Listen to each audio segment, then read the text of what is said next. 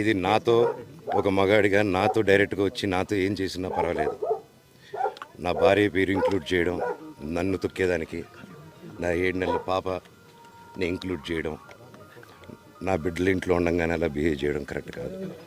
ఈరోజు పోలీస్ దగ్గరికి నేను వెళ్ళి ప్రొటెక్షన్ అడిగాను. నేను మొన్న వచ్చి అడిగినప్పుడు మీకు అన్ని ఎవిడెన్స్లు ఇస్తాను.